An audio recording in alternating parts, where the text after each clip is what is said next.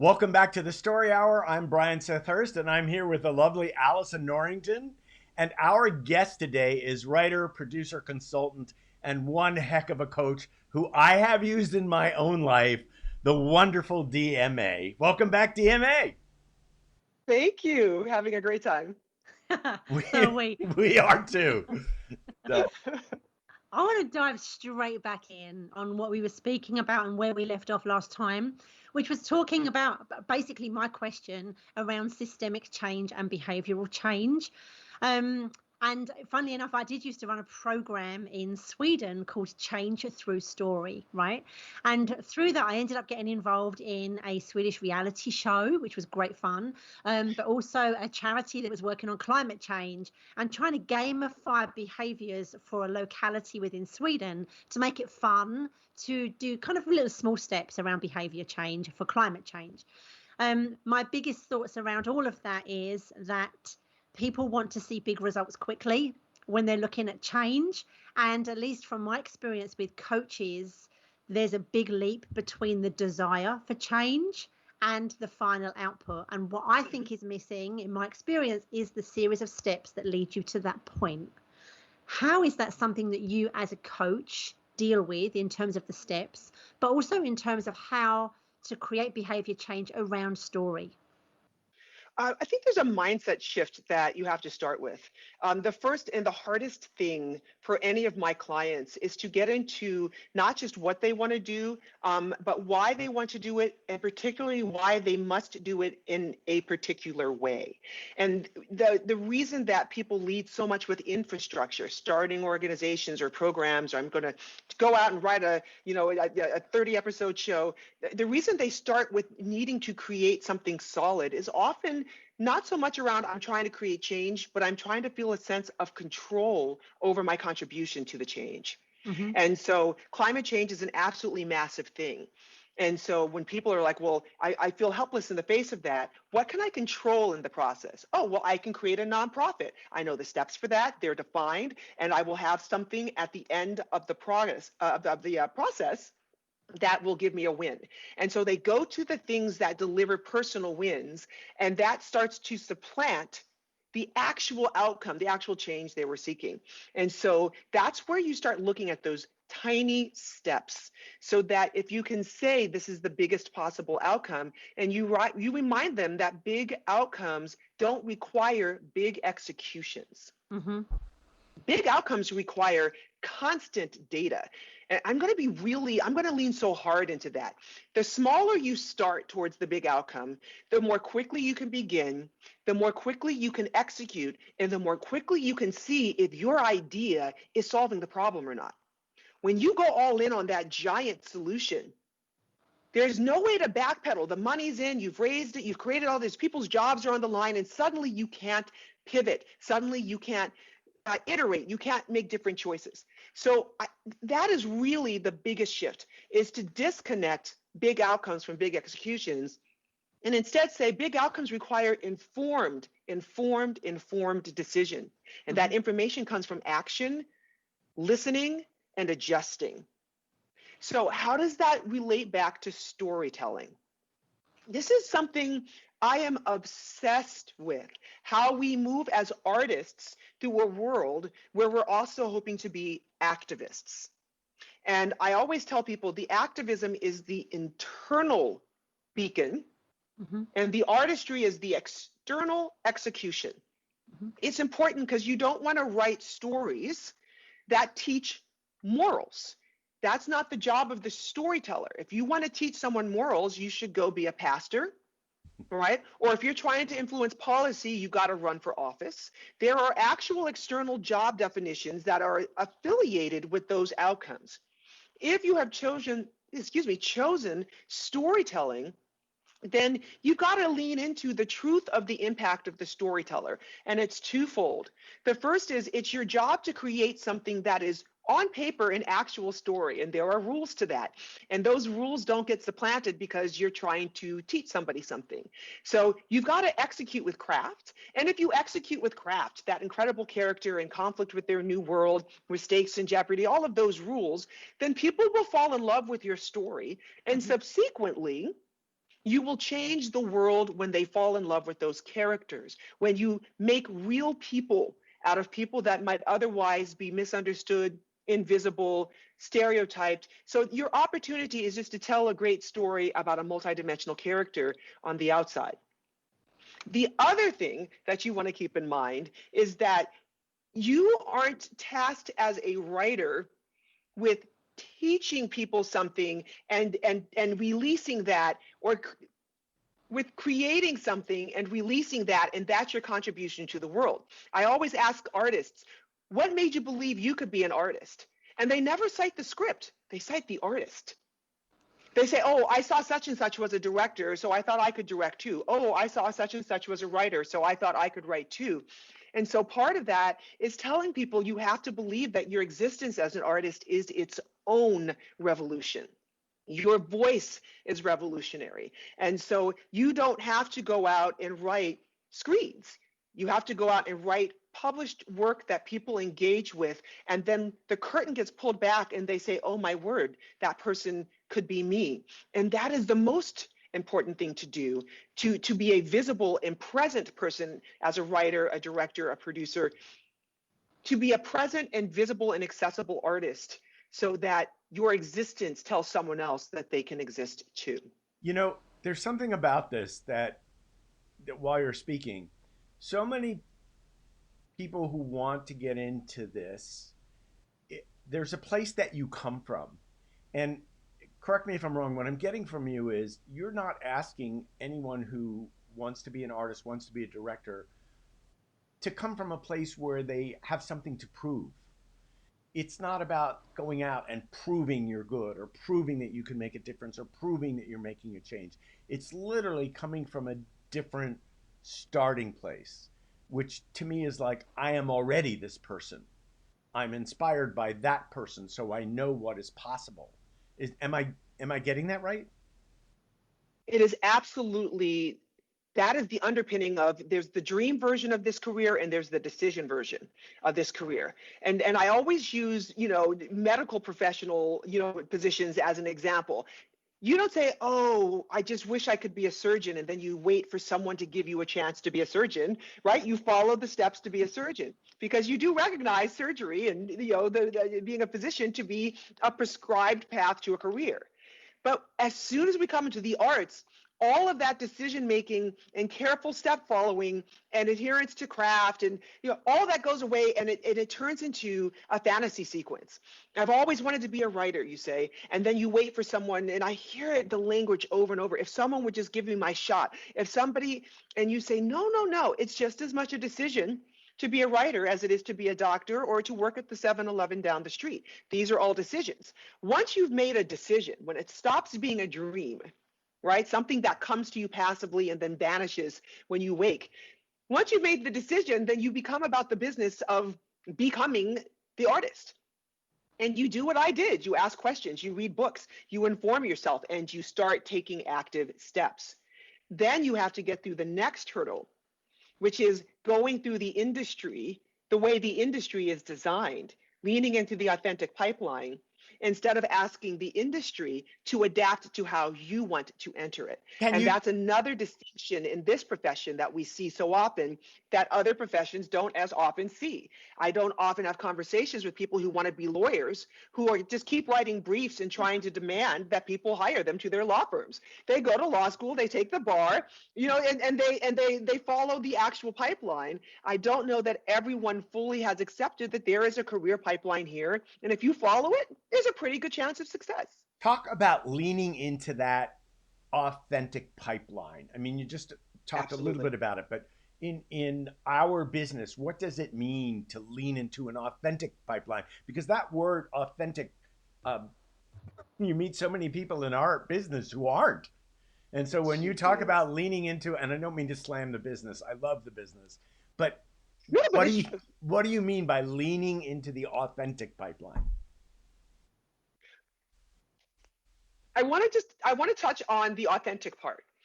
Because we live in an industry that people deeply believe is fantasy built and fantasy staffed, right? Including some of the people who have the jobs and don't understand why they're there. And there's a lot of conversations you have with people around feeling like frauds and blah, blah, blah, because they do believe that there is some objective skill set that makes you finally verifiable as a writer, a producer, as a director. And all of that lives in some definable craft definition, right? But the truth is that our currency, especially as writers, our currency is our actual life. Our life story is what makes us special, hireable, and authentic. And the more that we go to try out and create all of these proofs, as you said, well, look, I could write about two guys that skied down the Himalayas. I'm a writer, and I tell people, but no one wants you to write about two guys that ski down the Himalayas. You're going to actually call someone who skied down the Himalayas and say, hey, could you write this for us? Because then it will come from a really informed place. We want you to embrace your actual authentic life, right? I always say not the IG flex version, not the Instagram version of your life, right? With all of the filters, but that messy divorce and moving 5 different, places when you were a little kid. And the time you ran away, and the best friend that you've had for 30 years that you still snort milk out of your nose when you talk to, right? The real moments of your life, if you just trusted and believed and mined those, you could write a pilot from almost every day that you live in television. And you could certainly write a screenplay from multiple moments of the days that you lived. But you have to trust that you are enough and your stories are enough. Then you apply craft to your stories and you get somewhere. But until you believe that you are the currency, it's a very difficult road. That you are enough, I am enough. There are so many, I've come across so many people who don't get that and don't believe that. And when you said the fraud syndrome, I have a friend, very successful showrunner, multiple times, was never enough. I had said to him one day, I said, did you ever feel like you arrived at something? I have that feeling this week that I have arrived at this destination. And he said, yes, but I always think of my mother saying, who do you think you are, Mr. Big Shot? And then I think people are going to discover that I really don't know what I'm doing. And I'm like, here's a person who's made millions of dollars for the networks they've produced shows for, and still on some level just doesn't think they're enough. And it just made me incredibly sad, because here's a craft that you're sharing with the world that you are really good at. And I think part of the joy of success is not standing on top of that and being afraid that you're going to lose it, but standing on top of that and climbing the next mountain. And so I just found that incredibly sad. And I guess just what you said to me reminded me of that, because telling writers that they're enough, craft is something that can be learned. I mean, I look at myself as a writer, and I look at Allison as a writer. We talk about craft all of the time. And the more you write, the better your craft gets, the more it becomes an intuitive thing, because you take it in. It doesn't mean you don't pay attention, and it doesn't mean there aren't new ways and new things to learn. But there's that thing that I have gotten from you in our professional relationship is simply trust yourself. And that Yes. very challenging to do when there's an industry that looks like this and you think you're this. We're trying to find that beautiful Venn diagram intersection between here's my authentic stories and here's my craft. And right here in that intersection is something sellable, profound, and important. And so sometimes we have people who are just all over here on execution and craft, but they're just trying to apply it to anything because they're not going to touch their vulnerability and tell their stories. Then you have the people who have their stories who are just typing it up. And as I say, who are confusing typing with screenwriting, right? Who are confusing recording with directing. And you say, no, there's craft to be applied to your stories. This matters. So finding that happy Venn diagram and then turning off the tape recorder, right? Which we've talked about so much. I loved Whole. So much of my kind of understanding of my life, I think you had summarized so nicely in that book, Brian, that so many of the battles that we're fighting, we're assigning to the world outside us, but they are ours. And I wanted to go, Allison, to what you had just talked about, which is in terms of being a storyteller and change in these times, because I'm always telling people you have to know the tones, or you have to know the classics. Classics now are movies that I grew up with. You know, classics used to be the movies that were black and white that my mom and dad grew up with. But we, you know, in the book, in Write It, Pitch It, Sell Your Screenplay, I obsess over Kramer versus Kramer. You know, it's one of my favorite stories. But this is exactly the point to talk about that, because it is both a profoundly personal story, right, about what happens to just to a family, you know, when the wife leaves and the father has to take care of the son. It is structurally perfect, which is very hard to do. And so it's a perfect script to teach craft to. Yep. Then, because it is written so well and everything starts with the script, it is executed beautifully, from the direction, the production design, right? The wardrobe, everything about it. The music is so beautiful because it's starting from this gorgeous, focused, thematic space. Yep. And then you add all of that, this incredibly personal story executed so well, and you drop it in a time period, right, in the mid-70s, where that man, the sympathetic single dad, didn't exist and had no rights. Yeah. And I always tell people, if you grew up in shared custody agreement, or you currently, you know, as a parent have a shared custody agreement, you have to think, you know, Robert Benson, right? You have to say, wow, you wrote a screenplay about a wildly flawed man. Mm-hmm. Kramer is not aspirational, obviously, in the beginning of this script. And you took him on this beautiful humanizing journey. And by doing that, by falling in love, you know, with this difficult narcissistic character and taking him on this journey, you made him feel real to people, mm-hmm. for whom he had never been real. Yeah. And the thought now that fathers got zero custody down the line all the time, up until that movie came out, and all the conversations that evolved in the late 70s, early 80s, and how normal it is now for shared custody to come, that change happened because of an authentic story about a not lovable character, right, that was beautifully, beautifully executed. And it's not a morality play. It's just human. And that's our opportunity. You want to watch it. I now need to go watch it again, right? You have to watch it again, yes. Right, I need to, because as you're saying this, do you know what I'm thinking? And there's no real parallel other than the massively flawed character of somebody like Don Draper in Mad Men, right? Absolutely. And there's a huge theme underneath Mad Men of, you know, nothing being what it seems. And as we go through, I think we're 14 minutes into Mad Men when one of the characters is flicking through a copy of Playboy magazine and says something like, you know, basically nothing is what it seems. We're supposed to believe this stuff, and we're in this world of advertising and everything's fake. And then we find that Don Draper isn't Don Draper. He's like got another name from the tag from his friend, and everything is a facade in Mad Men. And we've got this character like Don Draper who is massively flawed, and we shouldn't like him, but we see the vulnerabilities of him and we do like him and we follow it.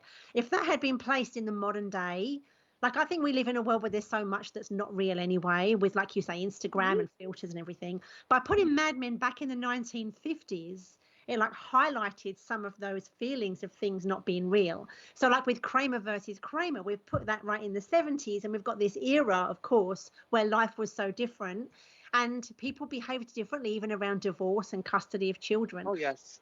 So there's something about taking a theme and understanding how you want people to feel at the end of your story, whether it's your personal story or whether it's a television show, and then understanding where's the best place to situate that story for that maximum impact.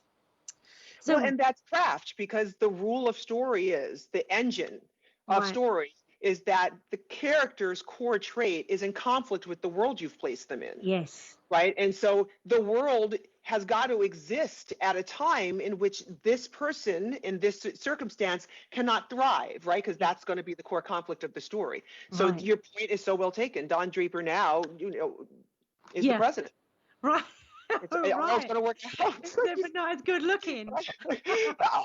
Oh my goodness. I want to, in the time that we have left. Hold on. Let me just for audio, I just want to get, again, my Rogue earpiece, because speaker is coming through there. Okie dokie. I don't know what's happening. It's trying to send me a sign. Okay. Welcome back. Sorry. Um, so in the time that we have left, it goes without saying, but we still have to say it, that we're living in extraordinary times. I'm sure that every Yes. generation says they're living in extraordinary times. But when things are bad, there is always opportunity. What do you, DMA, see as the opportunities that are present now in terms of the media and storytellers? I think that it's the same opportunity that has existed for 15 years. Social media was such a massive game change, right? Years and years and years ago, like 2006, I think, when Thomas Friedman wrote The World is Flat, I left television after I read that book because I knew that there was much more opportunity in a global experience of story and technology and all the things that matter to me. And at the time, the television industry, as you well know, you guys, was extremely insular. It was really country specific. And I saw this globalization of content and community that technology had created and that the world had jumped onto. And what social media did was finally democratize the narrative that we had lived up until the platforms, right, until Web 2.0 said that I could alter the content on someone else's page, right? That was the essence of Web 2.0, that we were going to co-create the narrative. And suddenly, three dudes on the nightly news no longer decided what stories mattered, how they were filtered, and who was the good guy and who was the bad guy, and what consequences there were. And so now, when I look at my cues on every possible streaming service, and I still watch broadcast, to be fair, and cable TV and streaming. It is an international playlist. I've watched detective thrillers in every possible language, because it's been flattened by technology and by the world, especially by storytellers just leaping in to saying the world is now my audience, the world and these platforms now are my microphone. So what is the opportunity? The opportunity is exactly the same as it was this time last year, with two very big differences. The first are, of course, we're living through a pandemic. And that means that people have leaned into story and into art and into entertainment at a level that we have not seen validation at this level of the importance of our world, of the arts, until this year made it kind of, there's nothing else to do if you're lucky and you have a home than to watch the next 14 episodes of this show, right? And so there's been this incredible resurgence of how much more art can we get? And we were already in a deluge because of all the streaming services and the thousands and thousands and thousands of hours required. But now I feel like there's been this additional social validation or reaffirmation of how critical the arts are. And so now is the time that everyone is looking for stories, and everyone is looking for stories from everyone everywhere. Never have we seen that before, not just in the desire, but in the ability to deliver on it. If I really want to tell stories that can get to Italy, I know that I could use my background, my craft, and my language, and then have access to people who are distributing content in Italy. That wasn't even a possibility 3 years ago. The second, of course, is we're in a period of enormous civil unrest and awareness that we haven't seen in 50 years. And part of that is awakening people who have never seen this. The world, as many people in the world have seen it. And so from now over a decade of the Me Too movement, people seeing women's stories and women's voices have been shifting the more that conversation grows and becomes institutionalized and normalized socially. And now we're seeing the same with white voices globally, that are starting to see realities for non-white voices, right? And straight voices that are seeing realities for LGBTQ plus communities and persons with disabilities getting visibility. And so all of this is coming up because of social media and the collective narrative that all of us can equally weigh in on. Now we're going to radically change the types of stories that are going to be told and embraced. And that, again, started a few years ago, right? We saw what Black Panther did at the box office. We saw what Crazy Rich Asians did at the box office. We've been seeing television content for years and years do that. Now it's happening that the institutions are adapting and saying, all right, everyone else is already consuming this. How do we speed up our connection to these storytellers and their stories? And that's, I think, the weird lemonade of this just very difficult time for all of us.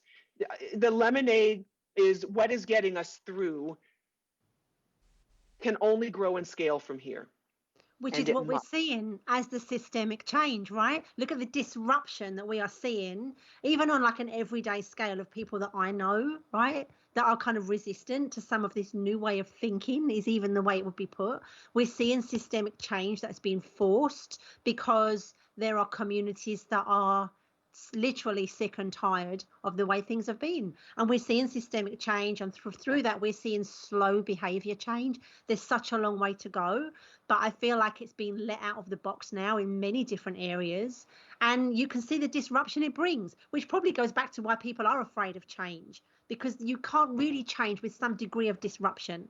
But then to speak to somebody like you and understand the steps, right? Understand that you don't go from like zero to hero in one go, right? There's a process around that. And I think that partly some of the reason it's so confusing is people don't see the process, maybe. And I will add, that what social media has created is an inversion of that, that the behavior change is guiding the systemic change, Yeah. right? That we're seeing institutions respond to campaigns on Twitter, right? Petitions that are going around the world and landing, so we have entire global brands that are responding to voices on social media, who themselves are responding to a subset of voices on social media that expose them to thoughts, ideas, and beliefs they didn't have 24 hours ago. And then we had the technology change of cameras, of Yep. ubiquitous cell phone cameras that are telling a story of the world that can no longer be disregarded or denied. And in Right. some instances, because it's not all bad news, can be joyfully embraced. So we're starting to see fashion shows, I'll give you a great example, from all over the world, that people are just streaming from their phones straight to the internet. And then we're watching people freak out about those designs that there was no other access to if Anna Wintour didn't say yes. Right. If the Western designers didn't So say, we will appropriate that and sell that for $15,000. I love the immediacy of the globalization Yep. of art right now. Yep. So what I would love to do is invite you back and maybe have a couple others join us for this discussion of the impact of social media as a storytelling medium, because there's so much to be considered. Because, well, the first thing I think is so important, when I heard Black Lives Matter, it came back to something that I had learned as a child, which is you just want to know you matter. You just want to be heard. You just want to know that your presence or absence makes a difference. And so now with social media, you can matter. But there's also the entire, it's like nuclear power for good or for evil. There's also the entire other side of social media, which which becomes a propaganda device of storytelling. And I would love that. I think that would be a great topic for discussion. And DMA and Allison, I'd like to talk to you both about who we should have to speak with us on this panel, because I think Yeah. you brought up a very Oh, important yeah. point, and it's something that I look forward to having a discussion about. Yeah. DMA, your presence today matters. You have made Thanks. such a difference. I hesitate to say that I may have been muted at times during our discussion, but you were never muted. So the important information will be available. Boy, you are such an amazing resource for people.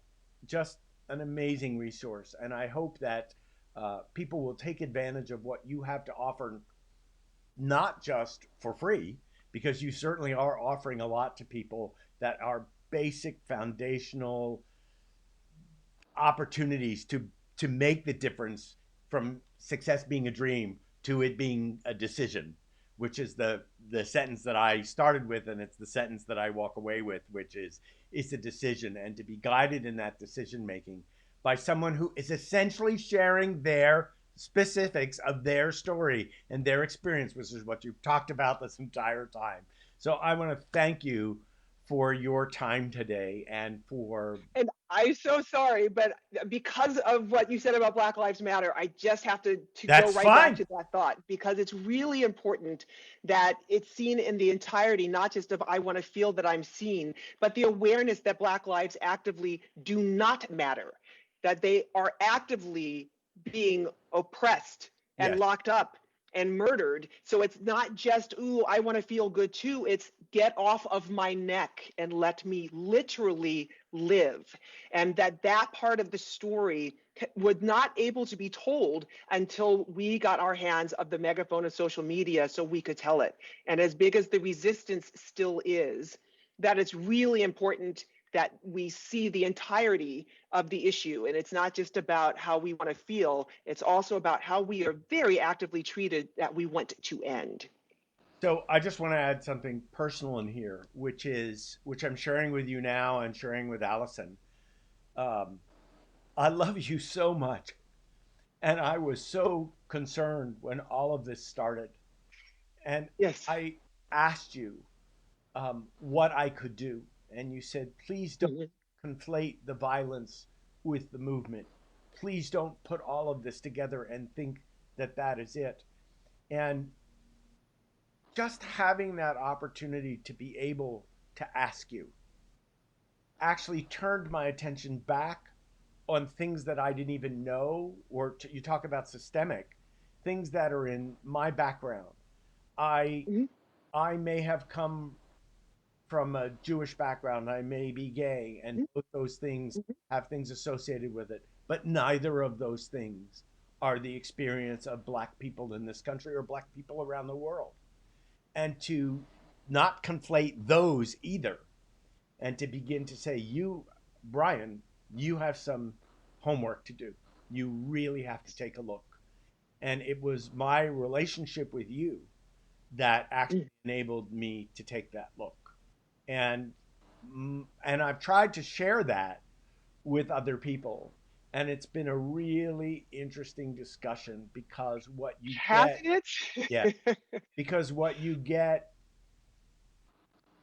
this has been eye opening for me.